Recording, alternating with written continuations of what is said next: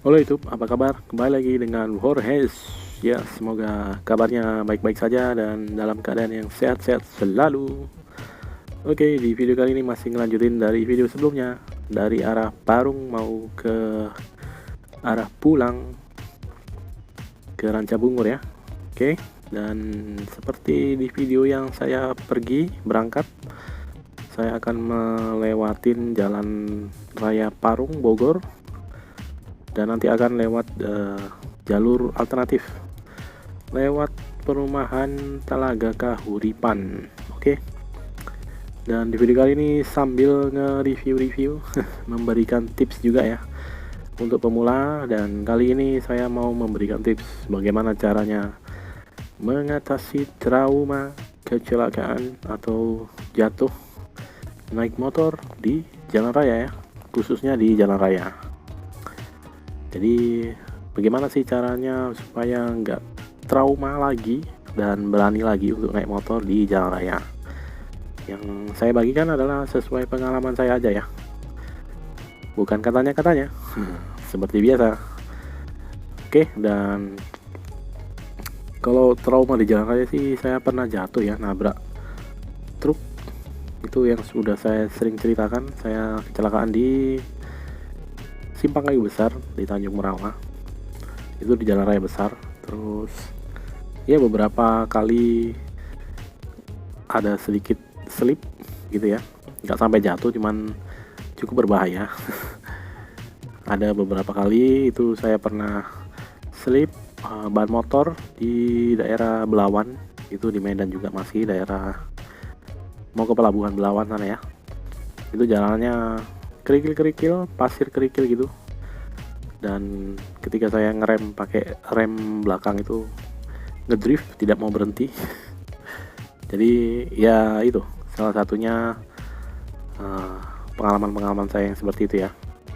Dan kalau untuk mengatasi traumanya sendiri, misalnya udah pernah jatuh atau kecelakaan di jalan raya, ya yang pertama itu harus ya udah, kalau udah naik motor basicnya udah ngerti lah ya, jalan, keseimbangan, belok, putar balik, nyalakan lampu sen, klakson dan lain sebagainya, itu harusnya udah bisa. Cuman karena ada 1-2 kejadian yang mungkin menyebabkan takut atau khawatir yang berlebihan. Ada rasa insecure mau naik motor lagi ke jalan raya. Jadi buat saya sih dulu yang membuat saya itu berani lagi untuk naik motor ke jalan raya ya karena nggak ada pilihan lain, pilihannya cuman ada naik motor aja. Jadi keadaan yang memaksa.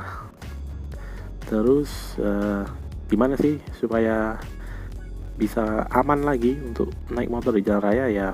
Yang pertama-tama dipelajarin kesalahan yang mana ya. Yang saya sih udah pernah ngalamin itu, kalau kecelakaan itu yang pasti salah di pengereman. Jadi kalau pakai rem belakang aja, ya itu motornya akan lebih susah untuk berhenti atau untuk melambat. Kalau pakai rem depan aja di beberapa kondisi itu bisa slip dan bisa jatuh. Yang mana saya pernah juga ya, pakai rem depan doang, jatuh, slip, motornya jatuh. Tapi ya itu kecelakaan tunggal ya, jatuh. Oke, dan ini kayaknya sih saya ini salah jalan.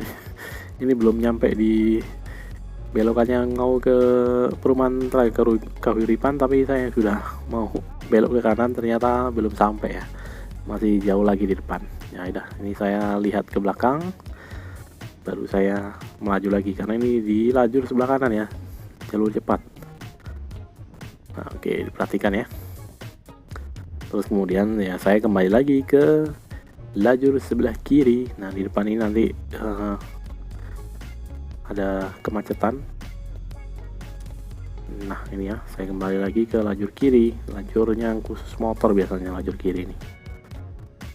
Nah oke, di sini terjadi kemacetan. Nah ini ada motor yang menyeberang ke sini ya, truk, ada truk. Nah ini saya lewatin truknya. Lagi-lagi di depan sini juga ada lagi yang menyeberang, mobil dari arah kanan, putar balik sepertinya dia. Nah lewatin juga, udah.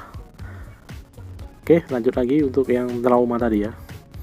Jadi ya saran saya sih kalau teman-teman punya trauma kecelakaan atau jatuh di jalan raya ya dievaluasi lagi dulu salahnya kenapa gitu. Oke, kita lihat dulu ya, ini saya ini baru bener, ini beloknya ke kanan. Ada tulisannya Telaga Kahuripan. Nah, di sini cara gampangnya supaya gampang ya nyebrangnya masuk ke kompleknya, ya ini ngikutin mobil. Sangat mudah sekali, tinggal ngikutin mobil. Ketika mobilnya maju, saya ikut maju. Jadi nggak ada trik-trik khususnya ya di sini ya. Cuma ngikutin aja. Itu salah satu cara yang paling baik buat pemula. Kalau ada kendaraan lain, ya ini contohnya mobil tadi yang warna marun, ya saya tinggal ngikutin aja sambil nyalakan lampu sen ya.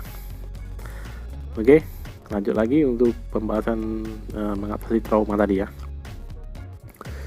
Ya jadi dipelajarin di mana kesalahannya dulu waktu terjadi kecelakaan. Misalnya dulu kecelakaan sembrono, asal pindah-pindah jalur, ya berarti dipelajarin. Harus ngelihat spion waktu pindah jalur, nyalakan lampu sen waktu pindah jalur, gitu, seperti itu. Jadi diperbaikin aja kesalahan-kesalahannya kenapa dulu bisa sampai terjadi kecelakaan.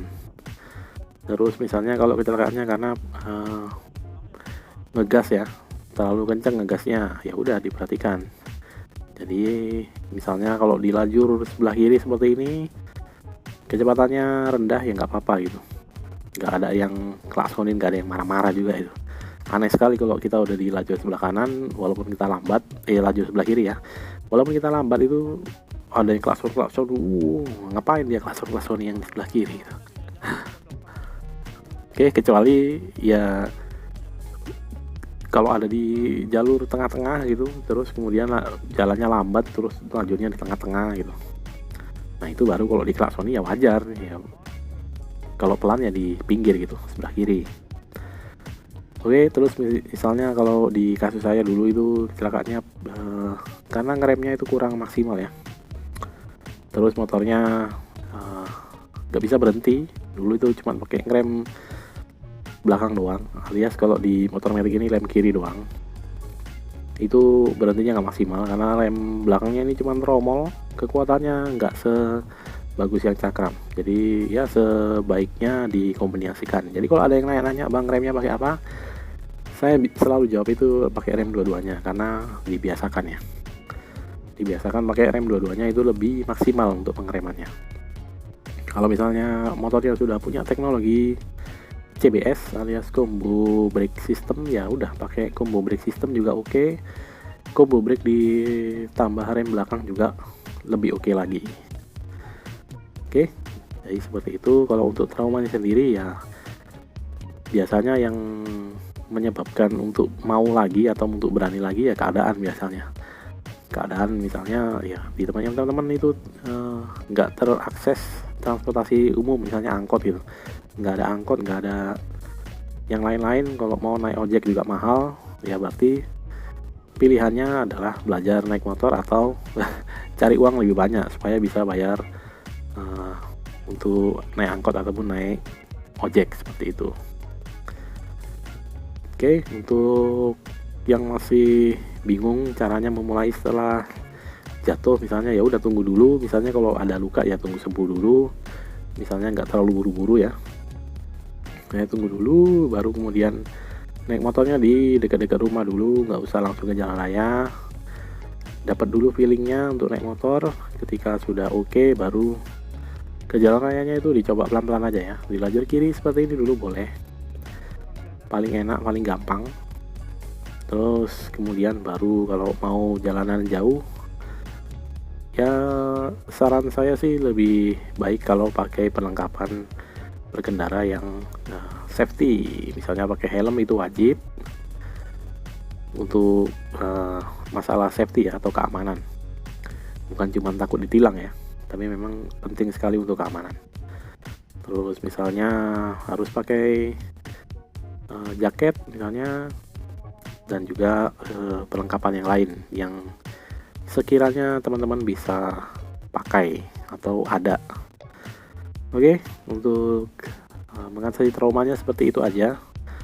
Ya kalau udah pernah jatuh berarti ya jangan jatuh lagi. Caranya gimana ya, belajar dari kesalahan, jangan diulang-ulangin terus kesalahannya. Nanti jatuh lagi, trauma lagi, jatuh lagi, lingkaran setan. Oke, demikian dulu untuk video kali ini. Terima kasih sudah menonton, semoga bermanfaat, dan Jorge sign out. Bye bye.